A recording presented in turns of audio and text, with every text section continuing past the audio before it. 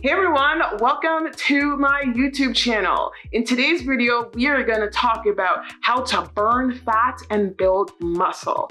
I'm going to share with you 8 tips on how to start building muscle while on your weight loss journey. I've been doing this since the beginning of my weight loss journey. My goal was to always build muscle while losing weight.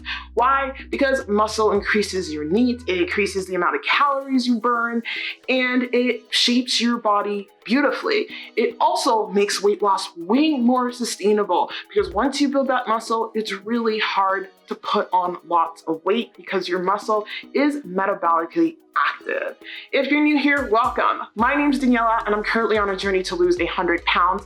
I've lost over 70 pounds all with home workouts. Yes, you can build muscle from the comfort of your home as long as you know what you are doing. And I'm going to share with you 8 hacks on how to make that happen. So if this is something that interests you and you have not yet subscribed to my channel yet, make sure you hit that subscribe button for plenty of motivation. I document videos on my weight loss journey. I share with you tips, mindset, habits, and the whole lot because this is a journey that involves it all. Anyway, let's jump into my 8 hacks on how to lose weight and build muscle at the same time. So we're gonna start off with one of my favorite quotes. Nutrition is king and exercise is queen. Put them together and you've got a kingdom. I believe the original quote started off with exercise, but I honestly think nutrition is king.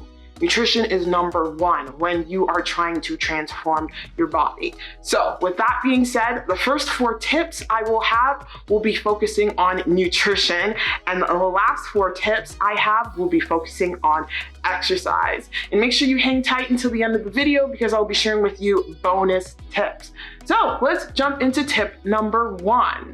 You must be in a caloric deficit.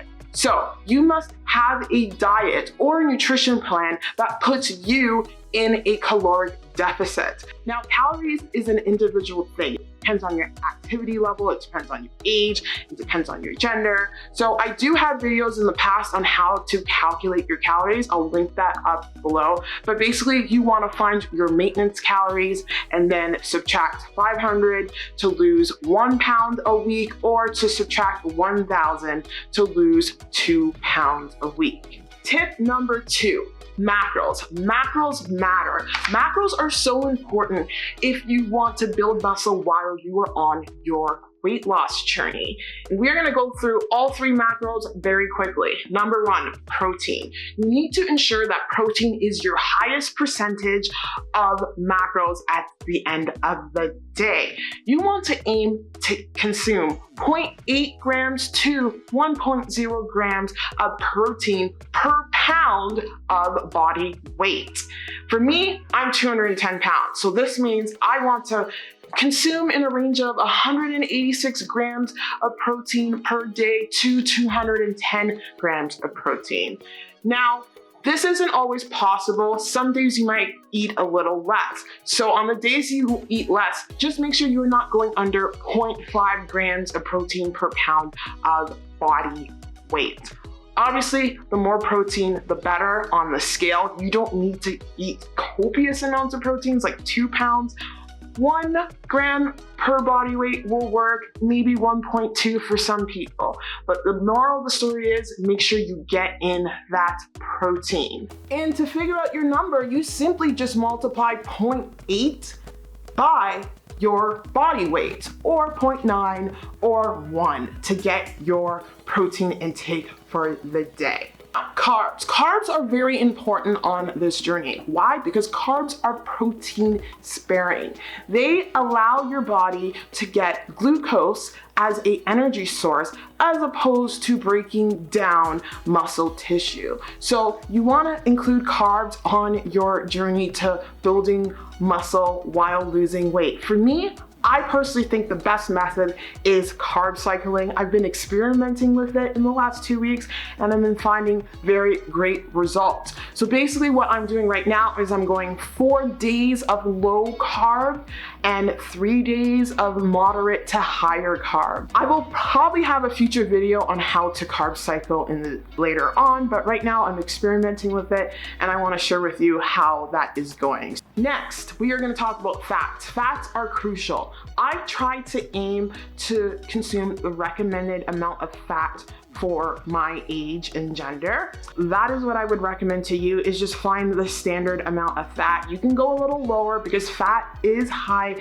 in calories, but you do not want to eliminate fat because fat helps to regulate your hormones. And you want regulated hormones when you are losing weight because hormones help you on so many levels. It helps with your sleep, it helps you to burn fat. So you want to make sure you're getting in the adequate fats. I love to get fats from sources like fish, omega-3s. You can take omega-3 supplements or what have you. Also, nut butters are a pretty good source of fat, but there are ways to make them low calorie, of course. Tip number 3, fiber. Fiber is not a macronutrient on its own. It's considered a carb, but it is one of the most important tools on this weight loss journey. I will promise you. Aim to consume 30 grams to 60 grams of fiber per day. I like to go in a range of 30 grams to 60 grams per day. You don't need copious amounts of fiber because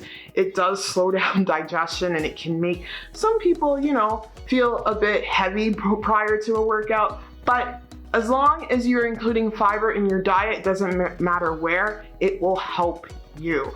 Fiber is so essential because it helps you feel full. That is key when you're in a calorie deficit. You don't want to be starving or feeling hungry all the time. Fiber is also so important for your gut health. It helps you flatten out your tummy.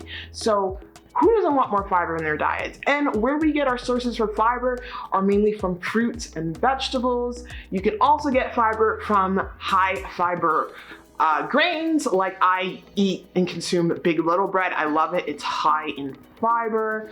Or fiber supplements like psyllium husk, or any supplements that have fiber on its own. So I like to include fiber supplements into my protein shake because it helps me get those fiber numbers up when I, cannot consume a copious amount of vegetables. But moral of the story is, get in your fiber. It will help you on so many levels. Tip number 4, eat 4 to 5 times a day. Why? Because it increases your body's ability to build muscle. And when you're eating 4 to 5 times a day, you want to make sure those meals are high in protein because you want to be able to use the protein to help repair and recover and build those muscles. Aim to eat every 2 to 3 hours if hungry. If you're an intermittent faster like I am, I have not eaten yet today and it's around 9 a.m. I basically intermittent fast for how many hours I want to, and then I start consuming my 4 to 5 meals a day. Now, these don't have to be big meals. I break it down to 3 big meals followed by 2 snacks, or sometimes I do 2 big meals followed by 3 snacks. It's all about making it work for you. That is the key. So yeah, I'm a huge advocate of that because it gives your body's ability to, recover, build muscle, get stronger, and it keeps you satiated. That's one of my major tips for anyone struggling with binge eating disorder, because if you don't know, I'm currently in binge eating recovery and I am learning lots of tools to help me through it. There'll probably be a video on that, so if you haven't subscribed yet, make sure you subscribe because I've got a wealth of knowledge coming your way. Tip number 5, drink lots of water. Water is your best friend. Aim to consume half a gallon to 1 gallon of water per day. That is 2 liters to 4 liters of water per day. Why? Water is key when it comes to building muscle. Your muscle needs 3 things for growth: water, protein, and external stimuli. And that is a great segue into the second half of this video, which talks about external stimuli in the form of exercise. So let's jump into the next tip. Tip number 6, you must train properly. You must be progressively overloading. That means slowly, incrementally increasing the amount of weights you use during your workouts. Also, tempo matters. Tempo is key. When you move slow and controlled, you are recruiting more muscle fibers. Switching up your tempo to pulses, to holds, to faster tempo movements will really help recruit more muscle fibers, provide that external stimuli, and build that muscle. You also want to be training harder than last time, meaning you want to improve. Maybe for a couple weeks, you are using, let's say, 10-pound dumbbells, and then you feel like your form's good, your strength's good, then increase it to 12-pound dumbbells. Now, the way I train is that I follow awesome personal trainers who post their content online, whether it be a paid platform or on YouTube. Right now, I'm into Caroline Girvan, as you guys know. She is just so talented when it comes to building muscle with dumbbells at home. It's the way she does her tempos, her movements, her pauses, limiting rest times for certain exercises, and using, different variety of workouts. You doing single lateral movements or unilateral movements is what I meant to say. So I'm a big fan of Caroline Girvan. As long as you are following a workout program that will help you progressively overload, you will build muscle. That is for sure. So perhaps get a personal trainer. I wish I was a personal trainer. I will be a personal trainer, because once that happens, I can share with you guys more details about how to build muscle with exercises. Doesn't matter what, you can do it with bodyweight exercises. The point is, start with what you have and progressively make your way to being better. When it comes to training different body parts, you want to make sure you're training them twice a week. You want to perhaps give those body parts about 48 hours rest in between, because rest and recovery allows those muscles to repair. Remember, the muscle building process happens during rest. When we exercise, we are breaking down our muscles. And when we rest and we consume protein and we stretch ourselves out, we are repairing that muscle to build it. So that is key. Tip number 7, you want to include low impact steady state cardio. This is the type of cardio that is preferred when you are on a journey to building muscle while losing weight. So things like the Stairmaster, going for a long walk. I love walking. I work out in the morning and then I take my dog out for an hour walk. So I make sure I get in that cardio. Cycling, interval training that's not too high intense, anything like that. You don't want to be doing too many HIIT workouts while losing weight. I like to throw in 1, sometimes 2 a week. 2 is pushing it though, because that's when my body broke down. But the reason behind this is that your body cannot recover from both intense progressive overload while building strength and lifting weights, plus doing high HIIT cardio. Your body needs to have a happy medium. It can't do it all. It needs to either be working on one or the other. So that's why low impact steady state cardio is so important, as opposed to doing HIIT cardio all the time, because your body can't recover from both. Our bodies are awesome, but they're not superstars. So if you want to focus on building muscle, you gotta make sure you put in the right workouts. And cycling is probably one of the best. I love cycling. Some people hate it. I love it because you're building those quads, Anyway, that is tip when it comes to including cardio. It's important to include cardio. You want to be improving cardio because cardio helps you burn calories faster. And when you burn calories faster, you are losing the weight. But you want to have a balance between the cardio and the weightlifting that will work for you. You want to make sure you're lifting more than you're doing cardio. So perhaps lift 4 times a week and 3 times a week do cardio. You can do something low impact. That's 7 days of working out. Let's give an example of maybe like 4 days of working out. Perhaps lift 3 days, and during those lifting days, throw in like 20 minutes of cardio or so. This is just a generalization. Of course, this is going to be different per person. You got to figure out what works for you. Highly recommended following a program or getting a personal trainer to help tailor that to you. And then perhaps doing cardio twice a week. So yeah, just make sure you get that cardio in there because it really helps with the fat loss. Tip number 8, rest and recovery. Please make sure you are resting. Make sure you are stretching and make sure you are recovering. Again, I touched on this earlier. You can't go. Muscle is built during rest, and you want to make sure you're stretching out, perhaps doing yoga, because when you stretch out your muscles, it gives them an opportunity to work better for you when you're ready to hit those weights. So things like foam rolling to help that myofascia. I'm constantly foam rolling because of my injury. I have a lot of tight myofascia and it causes issues with my whole alignment on my left side. So I'm constantly foam rolling, going for massages, doing yoga. Anything like that is so important to put into your regime because when you work for your muscles, they work for you. So remember to not overdo it, listen to your body, and take rest when necessary. All right, some bonus tips.